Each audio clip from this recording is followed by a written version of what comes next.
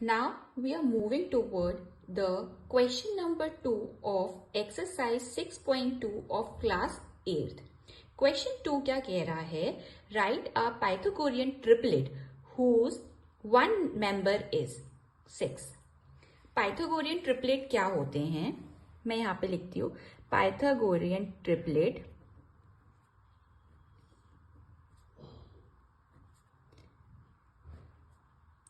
Pythagorean triplet का formula होता है 2m, दूसरा होता है m स्क्वायर माइनस 1 और तीसरा होता है m स्क्वायर प्लस 1। अब हमें 6 दिया हुआ है, मतलब मैं ऐसे लिख सकती हूँ 2m इक्वल टू 6 ताकि मेरा m निकल जाए। तो m इक्वल टू 6, यहाँ पे 2 मल्टीप्लाई में यहाँ पे आके डिवाइड में हो जाएगा, 1 जा 2 जा 2 1 जा 2 2 3 जा 6। तो m इज इक्वल टू कितना आया हमारा 3।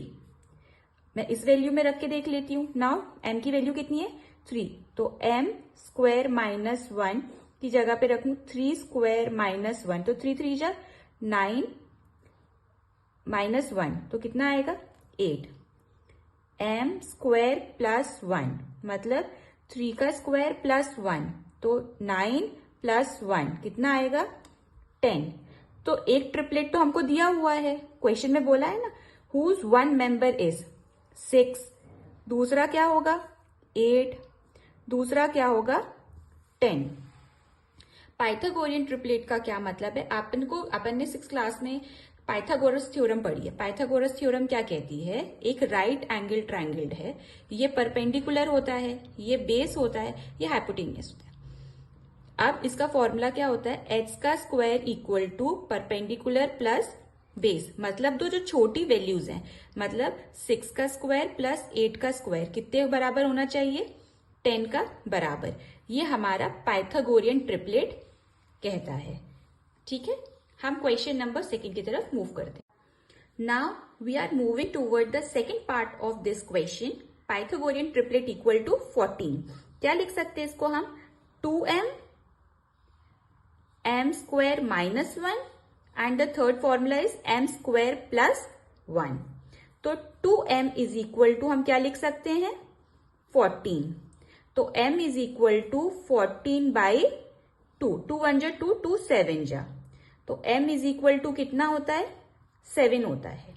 ठीक है, m स्क्वायर प्लस 1 को मैं क्या लिखूंगी? अब इसमें वैल्यू सब्सटीट्यूट करेंगे तो m कितना आया हमारा 7, 7 का स्क्वायर माइनस 1, 7 7 जा 49 माइनस 1 कितना हो जाता है 48।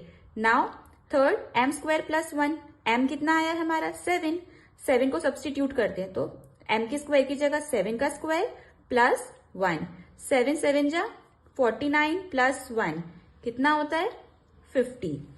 पहला मेंबर कितना दिया हुआ है हमको 14, दूसरा हमारा कितना आया 48, तीसरा मेंबर कितना है 50।